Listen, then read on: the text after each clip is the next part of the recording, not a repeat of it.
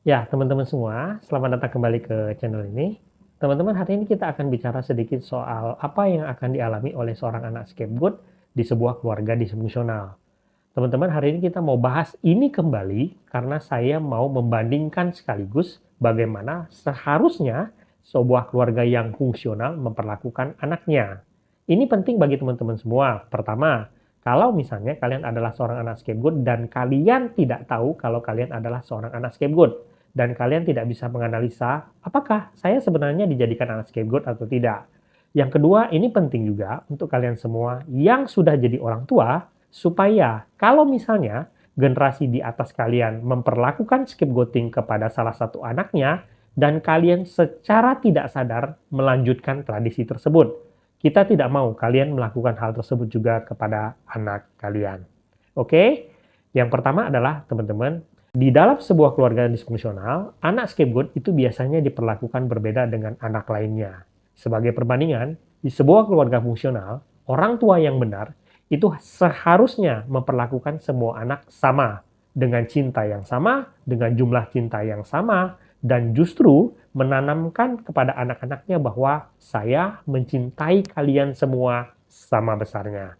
Tetapi seorang anak scapegoat di sebuah keluarga disfungsional akan diperlakukan berbeda. Dia diperlakukan berbeda dengan anak emas atau golden child, bahkan juga dengan anak-anak lain yang punya role yang berbeda.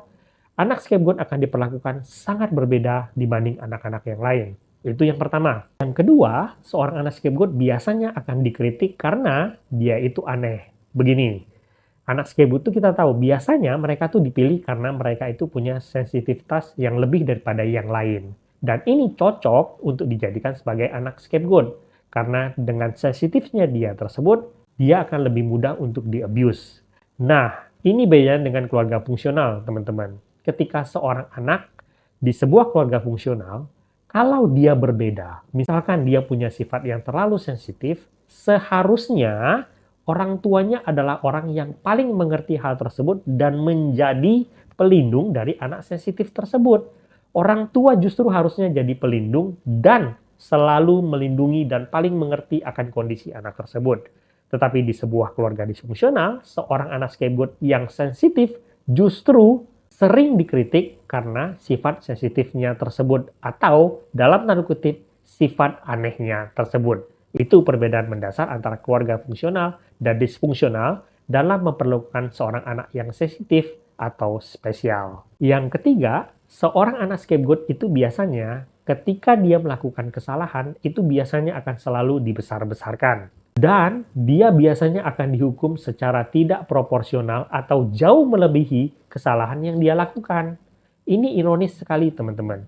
Kenapa? Karena orang tua itu seharusnya melindungi anak-anaknya ketika mereka melakukan kesalahan. Dalam arti, dia akan berusaha memberi perhatian atau pengertian kepada anaknya bahwa kamu boleh kok melakukan kesalahan selama kamu bertanggung jawab akan hal tersebut dan dia akan mendidik anaknya tersebut supaya tidak takut melakukan kesalahan supaya anaknya bisa berkembang. Tetapi seorang anak scapegoat itu biasanya ketika dia melakukan kesalahan kecil sekalipun itu akan dibuat menjadi sangat besar atau dibesar-besarkan dan dia akan dihukum sangat berat akan sebuah kesalahan yang sebenarnya itu sebuah hal yang normal untuk dia lakukan sebagai seorang anak. Dan kalian tahu hal paling menyedihkan, ini akan dia bawa keluar nanti ketika dia dewasa. Seorang anak scapegoat biasanya sangat mudah dimanfaatkan oleh orang lain karena dia sudah biasa dimanfaatkan oleh orang tuanya atau dihukum oleh orang tuanya secara besar-besaran. Sehingga ketika dia di luar sana, dia juga biasa membiarkan orang lain, terutama yang manipulatif, menghukum dia akan kesalahan-kesalahan yang sebenarnya masih manusiawi dia lakukan. Dia cenderung tidak bisa membela diri dia karena dulu ketika dia dibesarkan, dia dihukum secara tidak proporsional dan ketika dia melakukan kesalahan, itu akan selalu dibesar-besarkan. Keempat, ini sangat menyedihkan. Ketika di sebuah keluarga fungsional, orang tua itu akan melindungi anaknya ketika anaknya diganggu oleh orang lain, anak scapegoat tidak akan mendapatkan perlindungan itu ketika tumbuh di sebuah keluarga disfungsional. Anak scapegoat tidak pernah mendapatkan rasa aman dari orang tuanya atau keluarganya. Ketika dia diganggu di luar sana, orang tuanya tidak akan peduli akan hal tersebut. dan menganggap itu sebagai sebuah kewajaran. Banyak anak scapegoat tumbuh tanpa pernah merasakan bagaimana rasanya dilindungi, dan ketika mereka di-abuse oleh orang-orang di luar sana, mereka pasrah akan hal tersebut karena mereka menganggap bahwa mereka tidak pantas dilindungi. Yang kelima, seorang anak scapegoat itu akan selalu merasa tidak cocok dengan keluarganya. Teman-teman, ketika sebuah keluarga itu keluarga yang benar atau fungsional, keluarga itu akan menjadi sebuah tempat bertumbuh. Keluarga itu akan menjadi sebuah tempat berlindung bagi anak-anaknya. Keluarga seharusnya menjadi tempat yang paling dekat bagi seorang anak untuk bertumbuh, di mana ketika dia merasa asing dengan dunia ini, dia punya tempat pulang, yaitu keluarganya. Tetapi kalau kamu tumbuh sebagai seorang anak scapegoat, kamu akan merasa kamu tidak cocok dengan seluruh anggota keluarga kamu, terutama dengan orang tuanya kamu. Dan kamu akan merasa sangat asing, tumbuh di sebuah lingkungan, tapi kamu nggak bisa keluar dari lingkungan tersebut. Ketika orang lain di luar sana mengatakan mereka punya keluarga untuk bertumbuh dan punya orang-orang yang melindungi mereka, seorang anak scapegoat merasa sangat asing tumbuh di keluarganya sendiri. Yang berikutnya, ini juga sangat menyedihkan. Kalian tahu, seorang anak scapegoat itu biasanya tidak akan mendapatkan support untuk bertumbuh. Tetapi kalian tahu, anak scapegoat itu biasanya adalah pribadi-pribadi yang sangat kuat dan mereka bisa bertumbuh dengan sendirinya. Mereka punya kemampuan yang luar biasa hebat menghadapi tekanan dari keluarganya sekalipun dan kemudian menemukan jalan untuk bertumbuh.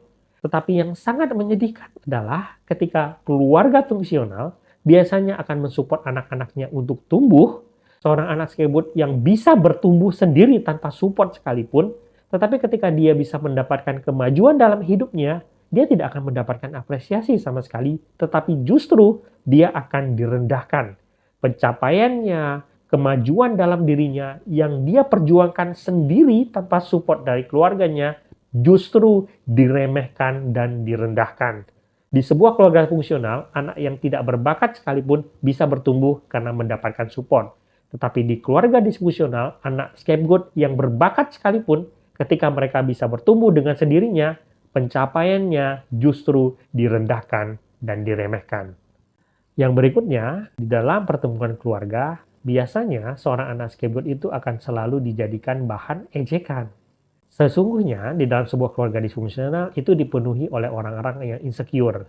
Orang tuanya insecure, anak-anaknya itu juga sebenarnya pribadi-pribadi yang insecure tumbuh dalam kedisfungsionalan keluarga tersebut. Mereka membutuhkan satu figur di mana mereka bisa melontarkan semua keinsecurean mereka dan menjadikan figur itu sebagai kambing hitam. Dan anak scapegoat adalah figur tersebut. Dan salah satu cara mereka memproyeksikan keinsecurean mereka itu adalah kepada anak scapegoat tersebut, mereka akan melontarkan ejekan. Supaya di dalam setiap pertemuan keluarga mereka, ada satu figur yang kemudian menjadi pusat perhatian tetapi sebagai bahan ejekan. Dan anak scapegoat akan memainkan peran tersebut. Mereka akan menjadikan anak scapegoat tersebut sebagai bahan candaan mereka, tetapi sebenarnya itu adalah sebuah penghinaan. Dan mereka akan menyebut anak scapegoat itu adalah sebagai anak yang istimewa dalam hal kejelekan.